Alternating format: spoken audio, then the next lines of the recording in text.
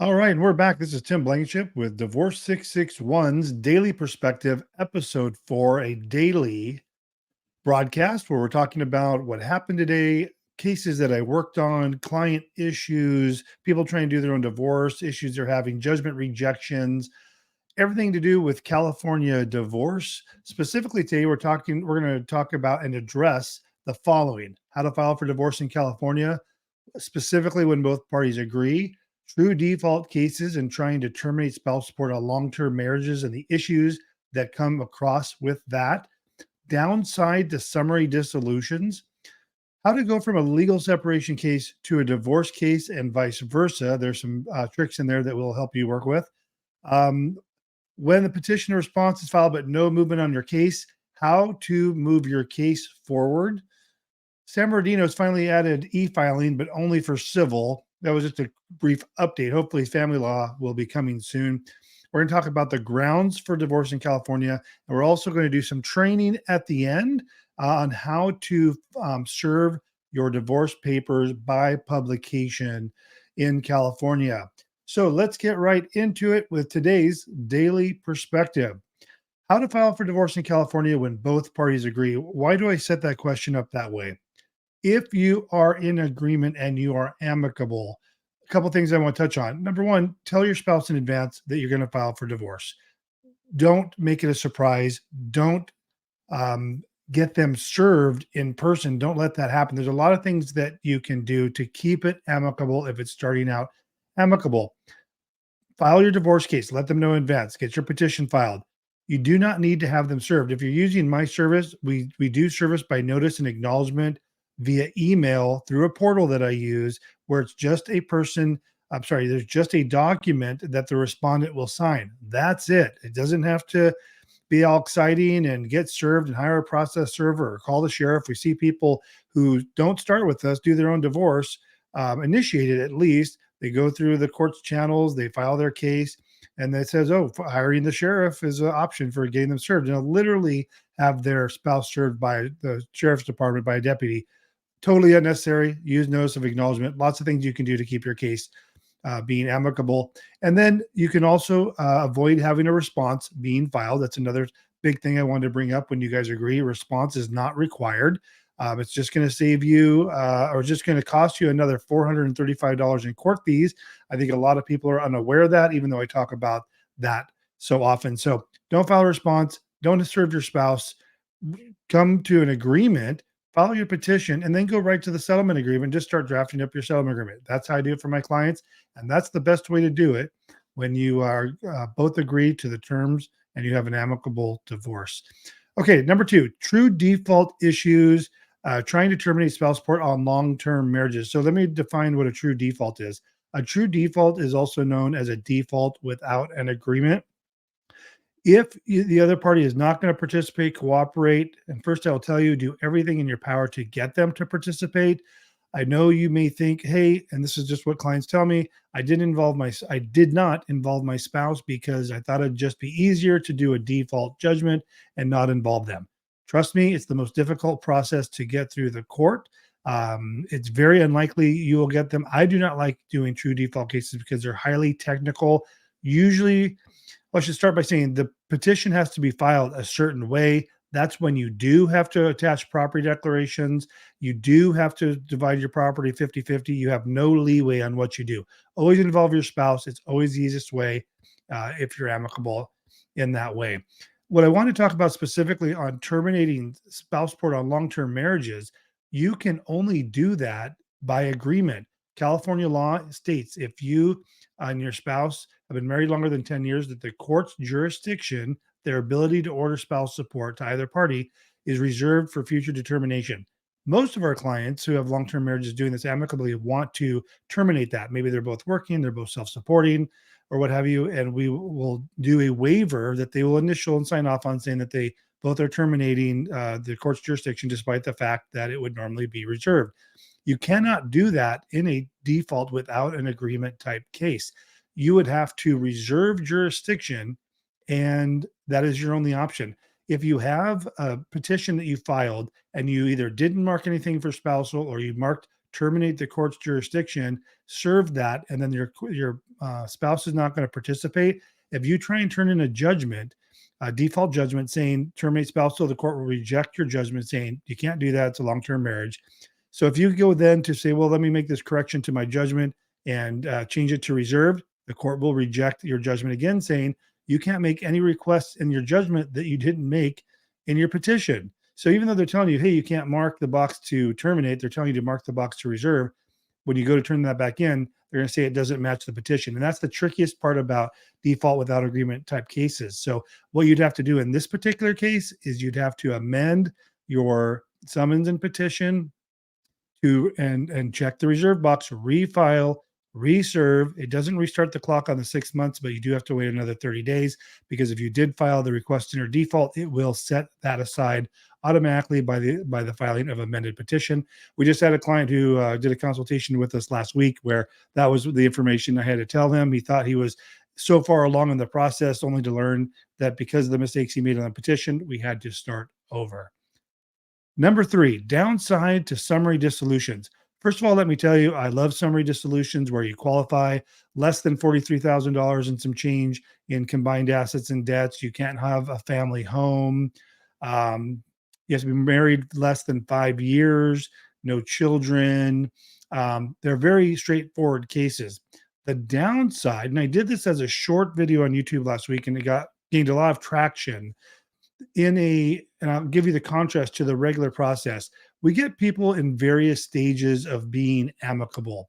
So yes, you're amicable at this point. Maybe that changes down the road, but with the summary dissolutions, we can get those done in just a day, get you to sign them. And in most courts, we can e-file those so we can get those filed within just a couple of days.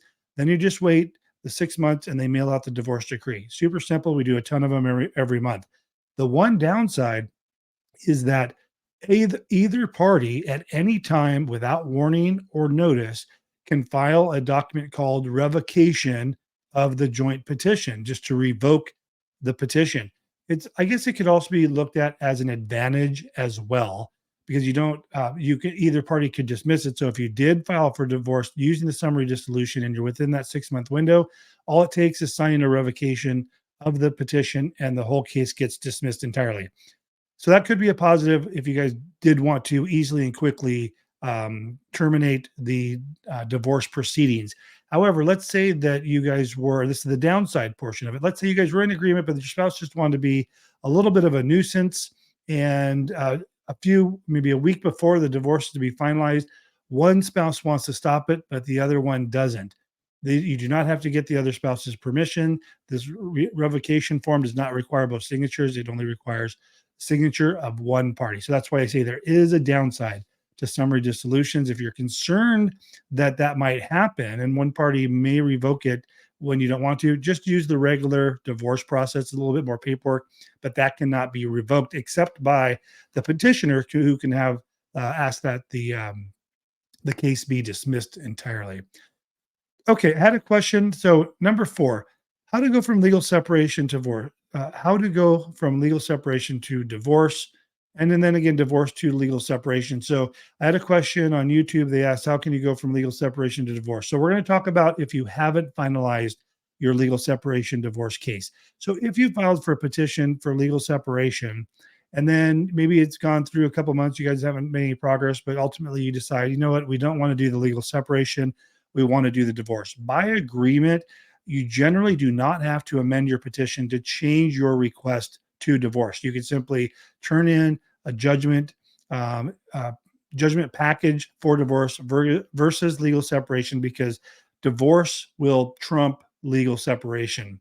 It's not always the case going the other way. If you file for divorce and then you go to file for legal separation judgment because you change your mind, which we don't see that too often, you likely will have to amend your petition to legal separation because, again, the divorce trumps the legal separation case. And one thing I will add to that as well, let's say you filed a petition for legal separation and you don't want the divorce, but then your spouse files a response for divorce. Again, the divorce kind of checkmates the petition for summary for legal separation, and so it would end up becoming a divorce case. So that was if you guys have not finalized your legal separation case.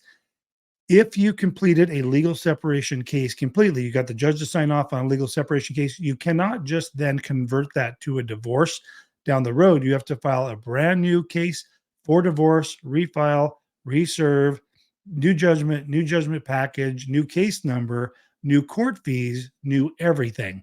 You don't have to readdress the agreements and terms in your legal separation case. You would just be dissolving the marriage, and that would be done through a new case. Number 5, when petition and response are filed but no movement on your case, how to move your case forward. So we'll get clients who have 3, 4, 5, 6, 10-year-old cases. They are amicable, maybe they're not, maybe they were amicable and now they're not, but a petition was filed and the respondent filed a response.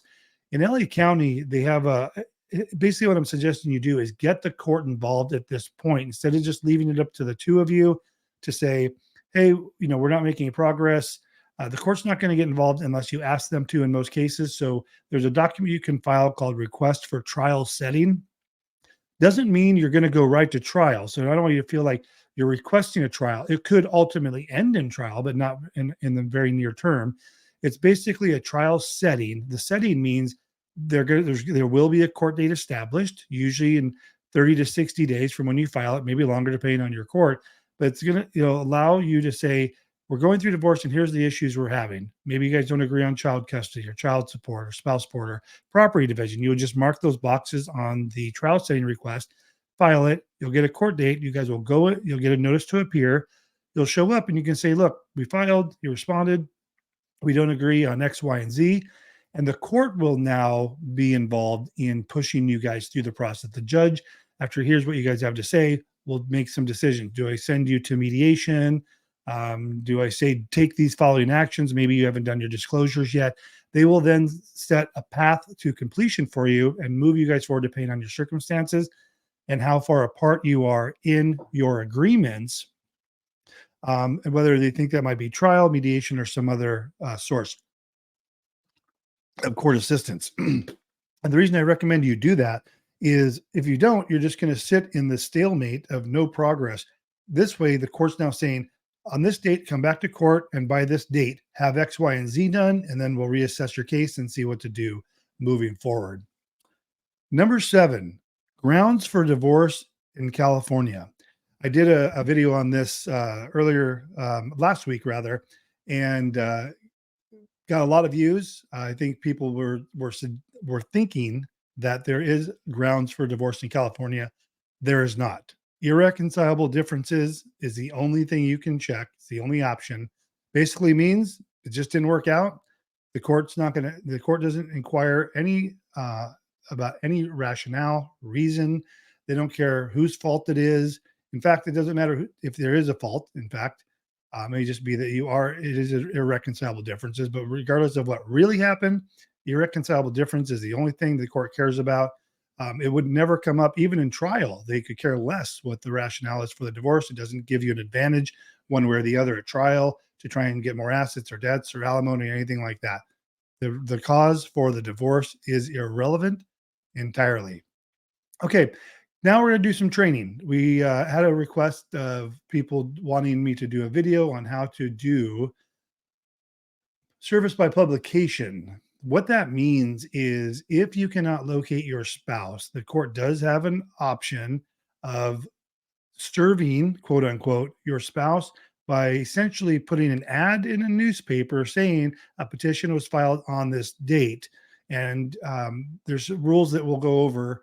It has to be in the newspaper 30 days and all that. But I want to talk about the severe disadvantages of going this route and why in 11 years of doing this, I have handled one service by publication, and I'm going to go over why. So as far as the training portion is concerned, this is how service by publication would go down. You would file your summons petition and whatever other forms are for your particular court, get a case number issued. Then you have to file a form FL 980, and this is application for order for publication or posting. Posting means putting it up on the court wall. They're not doing that anymore. So you need to make this as application for order for publication.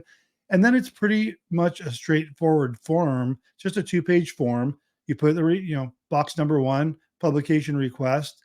You're saying, hey, we're requesting publication for the following case. Then you have your posting request. You're going to tell the court where you are placing this, what newspaper that you're going to place this with. You're generally are going to be required to place it in what do they call it? A newspaper of general circulation um, in the city or location you last known the respondent to be in, with the idea that they're going to open up the paper and see that there's a case filed so they can respond to it. Obviously, the likelihood of someone seeing a petition file is very remote, but that's still the court's process. Box number 3, the legal documents to be served are, you just mark, summons and petition in the box. Now, here's where it gets the most critical part. On page 2, they have section 5D. It says, I have taken the following steps to try to find the respondent. They don't give you any direction, any ideas of what you should do or try to do or anything. You may just end up writing, I didn't try, or, I don't know where he lives, or you might just put something very basic down. Let me give you a look into the window of what you're up against in trying to get these approved. The courts are not wanting to approve these because they want the person to be officially served and given proper notice for the divorce case so they can be involved if they decide to do so. So they highly scrutinize these. Usually, the court's going to make you take so many steps to try and locate your spouse that by taking the steps that they require, you probably will find your spouse. And in the 11 years, as I was saying, I've been doing this, we only did one, and it was probably 10 years ago, because the amount of work that the courts make you, hoops that they make you jump through to locate your spouse will usually turn up finding your spouse, unless, of course, they're dead, and then you'll at least know that as well, and you don't need to go through the divorce process. But we just had someone do this last month, and I said, hey, we can try the publication, but here's all the steps they're going to make you do. And guess what? He found a spouse by taking the steps that the court makes you take. Not only is it a lot to hoops you have to jump through before you can apply for the publication. I lost track because my phone is going off here. But the other downside, what I was going to say, is the amount of time it adds to the process. If you file your divorce case, then you have to turn in the request for publication. That could take a couple of weeks to a month plus for the court to approve. There's a loss of a month. Then you have to put in the newspaper for 30 days, and you have to call and pay that expense, get in the paper, run for 3 days, and then the newspaper will send you a document showing that it was published on this date to that date. Then the date of service of the petition doesn't start at the date of the initial publication date. It also doesn't start at the date of the final date of publication. It actually starts 30 days after the publication ended. So there's another 60 days of delays. So with the order getting approved and the requirement for publication, it's going to add 3 months to your timeline. I will tell you this: always look for your spouse, locate them, get them served. And now I want to go over what you have to do in order to get these approved. And you wouldn't know this, but there's a rejection form. The only way you kind of get a look inside of what the court wants you to do is look at the reject form of what they're saying needs to be done. So this reject form, and you can look it up, what is the form number? There is no form number. Oh, here it is. LASC, so Los Angeles Superior Court, FAM, as in family, -009. And all courts are going to require this. So this isn't a form that you would file, but you can use this for any court. Excuse me. You can use this for any court because they're going to have the same requirements. So there's probably 12 requirements of what needs to happen before the court will entertain approving your request for publication. So here, I'm just going to go down the form, and here's what's required. It says, number 1, provide additional facts and evidence. So this is the reject sheet. Like, if you don't do these things, it's going to be rejected. Provide additional facts and evidence to substantiate the need to serve by publication and fulfill the requirements of this rule.